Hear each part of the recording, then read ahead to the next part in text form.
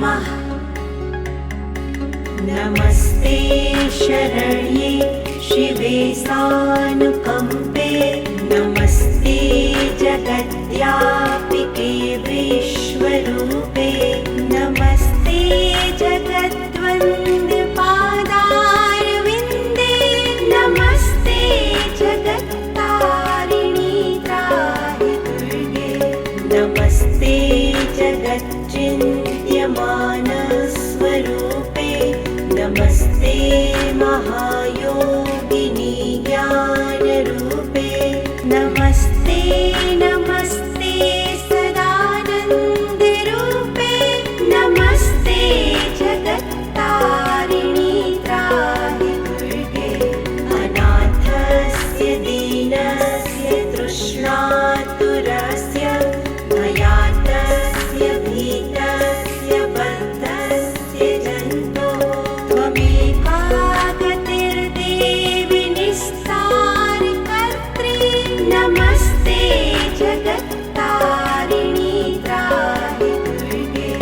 अरण्ये रणे दारुणे शत्रुमध्ये नरे सागरे प्रान्तरे राजगेहे त्वमेका गतिर्देवि निस्तारनौका।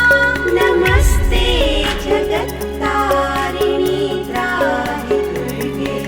अपारे महादुस्तरेत्यन्तघोरे विपत्सागरे मज्जतां देहभाजां त्वमेका गतिर्देवि निस्तारहेतुर्नमस्ते जगत्तारिणी त्राहि दुर्गे।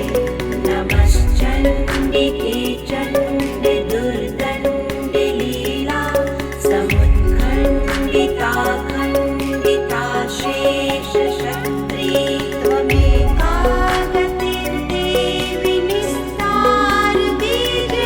नमस्ते जगत्तारिणी त्राहि दुर्गे। त्वमेवाद्भावाद्धृता सत्यवादिर्जाता चित्तक्रोधनात् क्रोधनिष्ठा। इडा पिङ्गला त्वं सुषुम्ना च नाडी। नमस्ते जगत्तारिणी त्राहि दुर्गे। नमो देवि दुर्गे शिवे भीमनादे सरस्वत्यरुन्धत्यमोधस्वरूपे। विभूतिः शचीकालरात्रि सतीस्त्वं। नमस्ते जगत्तारिणी त्राहि दुर्गे। शरणमसि सुराणां सिद्धविद्याधराणां मुनिमनोज पशुनदस्युभिस्त्रासितानां नृपतिगृहगतानां व्याधिभिः पीडितानां त्वमसि शरणमेका देवि दुर्गे प्रसीद।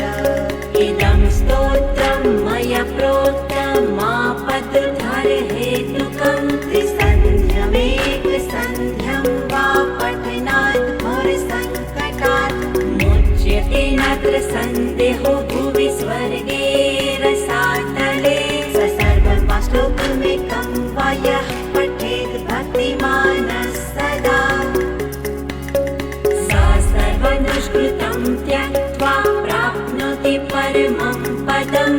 पठनतस्य देवेशि किं न सिद्ध्यति भूतले। तव राजमिमं देवी संक्षेपात् कथितं मया।